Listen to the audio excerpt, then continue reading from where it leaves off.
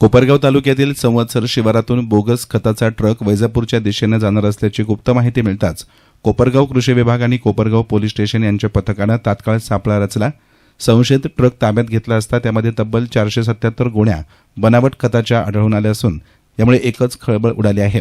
या प्रकरणी ट्रक चालकासह विविध कंपन्यांच्या व्यवस्थापकीय संचालकांवर फसवणुकीसह विविध कलमान्वये गुन्हा दाखल करण्यात आला आहे। त्यामुळे शेतकऱ्यांची फसवणूक करणाऱ्या फसव्या कंपन्यांचे चांगलेच धाबे दणाणलेत।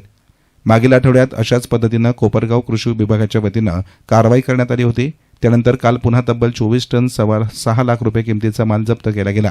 याबाबत कोपरगाव कृषी विभागाचे गुणनियंत्रक निरीक्षक गणेश बिरदवडे यांनी कोपरगाव शहर पोलीस ठाण्यामध्ये फिर्याद दिली असून यात म्हटलं आहे की 17 फेब्रुवारी 2026 रोजी मिळालेल्या गोपनीय माहितीनुसार कोपरगाव कृषी विभाग आणि पोलीस संयुक्त कारवाईसाठी रात्री 8 वाजता संवत्सर शिवारात पोहोचले।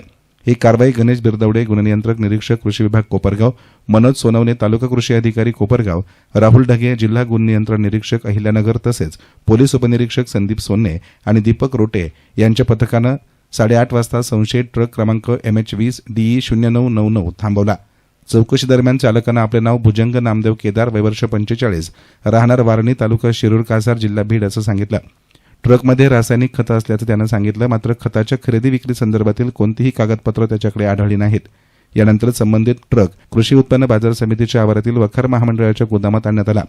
शासकीय पंचांच्या उपस्थितीमध्ये ट्रकचा पंचनामा करण्यात आला असून एकूण 23.85 मेट्रिक टन संशयित रासायनिक खत जप्त करण्यात आलं असून त्याची अंदाजे किंमत 6,24,240 रुपये इतकी आहे। 3 प्रकारच्या खतांचे प्रत्येकी 3 नमुने घेऊन ते पंचासमक्ष सीलबंद करण्यात आले असून प्रयोगशाळेत तपासणीसाठी पाठवण्यात आले आहेत। सर्व खताच्या गोण्या मोजणी करून गोदाम सीलबंद करण्यात आले। प्राथमिक तपासामध्ये सदर खत नियंत्रणादेश 1985 मधील विविध तरतुदी तसेच अत्यावश्यक वस्तू अधिनियम 1955 मधील कलम 3(7) यांचं उल्लंघन झाल्याचं दिसून आलं। विहित मानांकाची पूर्तता नसलेल्या खताचं उत्पादन व विक्री, खताच्या गोण्यांवर खोट्या किंवा अस्तित्वात नसलेल्या उत्पादकांची नावं, खत नसलेल्या पदार्थाची खत म्हणून विक्री तसेच मागितलेली माहिती न देणे आदी गंभीर बाबी निदर्शनास आल्या आहेत। या प्रकरणी भारतीय न्याय संहिता कलम 318(4) अंतर्गत तसेच संबंधित कायद्यांनुसार गुन्हा दाखल करण्यात आला आहे। यामध्ये चालक भुजंग नामदेव केदार यांच्यासह संबंधित 4 कंपन्यांच्या व्यवस्थापकीय संचालकांविरुद्ध फिर्याद देण्यात आली आहे। घटनेचा पुढील तपास पोलीस निरीक्षक रामकृष्ण कुंभार यांच्या मार्गदर्शनाखाली पोलीस उपनिरीक्षक दीपक रोठे हे करतायत। ईस्तान मीडियासाठी प्रतिनिधी युसुफ रंगरेज, कोपरगाव।